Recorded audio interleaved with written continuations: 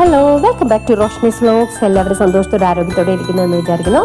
അപ്പം നമ്മളിന്ന് ക്രിസ്മസിൻ്റെ പ്രധാന വിഭവമായ ബീഫ് കട്ട്ലേറ്റ് ആണ് ഉണ്ടാക്കാൻ പോകുന്നത് കേട്ടോ. ഞാൻ വളരെ കുറഞ്ഞ അളവിലുള്ള ബീഫാണ് എടുത്തിരിക്കുന്നത്. അപ്പം ബീഫ് കഴുകി വൃത്തിയാക്കിയതിന് ശേഷം കുക്കറിലേക്കാണ് നമ്മൾ വേവിക്കാൻ വേണ്ടി വെക്കുന്നത്. അതിൻ്റെ കൂടെ ഉപ്പ് പൊടിയും മഞ്ഞൾപ്പൊടിയുമാണ് ആഡ് ചെയ്യുന്നത്. പിന്നെ ഒരു അല്പം ഓയിൽ ഒഴിക്കുന്നുണ്ട്. പിന്നെ ആവശ്യത്തിന് വെള്ളവും, അത് പിന്നെ വെന്തെടുക്കാൻ വേണ്ടിയുള്ള വെള്ളവും കൂടെ നമ്മൾ അതിലേക്ക് ആഡ് ചെയ്ത് കൊടുക്കുന്നുണ്ട്. അപ്പോൾ നമ്മളിതാണ്ട് ബീഫ് ഈ ഒരു പരുവത്തിൽ വേവിച്ച് എടുത്തിട്ടുണ്ട് കേട്ടോ. ബീഫ് വേറൊരു പാത്രത്തിലേക്ക് മാറ്റിയിട്ട് ആ കുക്കറിൽ തന്നെയാണ് ഞാൻ പൊട്ടറ്റോ വേവിച്ചെടുക്കാൻ വേണ്ടി പോകുന്നത്. അപ്പോൾ ഒരു 2 വലിയ പൊട്ടറ്റോ എടുത്തിട്ടുണ്ട് കേട്ടോ. അപ്പോൾ അതിനും ആവശ്യത്തിന് ഉപ്പ് പൊടിയും കൂടി നമ്മൾ ചേർത്ത് കൊടുക്കണം. എന്നിട്ട് പിന്നെ വെള്ളം വേണമെങ്കിൽ നമ്മൾ അതും കൂടെ ആഡ് ചെയ്തതിന് ശേഷം കുക്കർ അടച്ച് വെച്ച് നമ്മൾ അത് നല്ലതുപോലെ വേവിച്ചെടുക്കുകയാണ് ചെയ്യുന്നത് കേട്ടോ. ഇത് ഈ ഒരു പരുവത്തിലാണ് നമ്മൾ വേവിച്ചെടുക്കുന്നത്. എന്നിട്ട് ഇതിങ്ങനെ ഞാൻ ഉടച്ചെടുക്കുകയാണ് ചെയ്യുന്നത്. മിക്സിയിൽ അരച്ച് കഴിഞ്ഞ് കഴിഞ്ഞാൽ അതൊരു പശപ്പ് വരുന്ന രീതിയിൽ ഒത്തിരി അങ്ങ് മിക്സായി പോവും, ഒത്തിരി അരഞ്ഞു പോവും. അപ്പോൾ അത് നമുക്കിതിനെ യൂസ് ചെയ്യാൻ അത്ര നല്ലതല്ലാത്തത് കൊണ്ട് ഇങ്ങനെ ഒന്ന് ഉടച്ചെടുക്കുകയാണ് ചെയ്യുന്നത്. എന്നിട്ട് ഞാൻ ആ ബീഫ് ഒന്ന് ക്രഷ് ചെയ്തെടുത്തിട്ടുണ്ട്. അത് ഞാനൊരു പാത്രത്തിലേക്ക് മാറ്റി വെച്ചേക്കുവാണ് കേട്ടോ.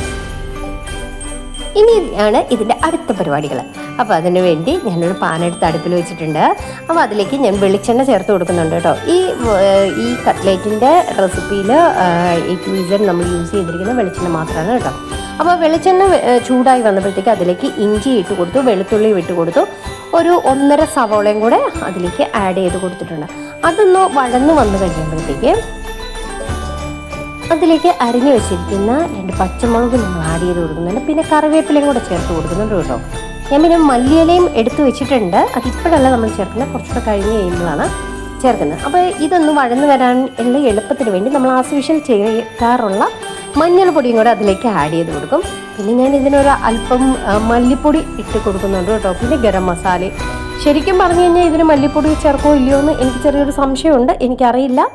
ഞാൻ ഏതായാലും ഇതിൽ ചേർത്ത് കൊടുക്കാറുണ്ട്, എനിക്കിഷ്ടപ്പെടാറും ഉണ്ട് കേട്ടോ.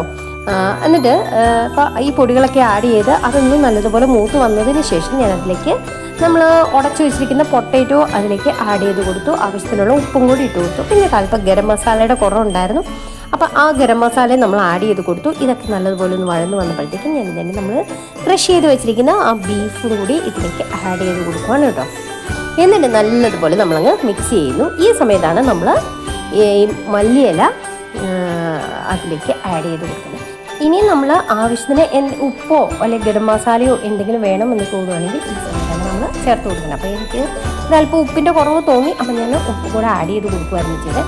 എന്നിട്ട് ഞാനിതെൻ്റെ അതൊന്ന് ചൂടൊക്കെ ആറി കഴിഞ്ഞ് കഴിഞ്ഞപ്പോൾ ഇതുപോലെ ചെറിയ ബോൾസാക്കി, ബോൾസ് ഒന്നും പറയാൻ ഇല്ല, ഒരു ഓവൽ ഷേപ്പിലുള്ള എന്താ പറയുക, നമ്മൾ പരിപ്പോടെയൊക്കെ എടുക്കില്ലേ എന്ന പരുവത്തിൽ ഒരു ചെറിയ കട്ടിയിൽ ഇതിന് ഷേപ്പാക്കി എടുക്കുകയാണ് ചെയ്യുന്നത് കേട്ടോ.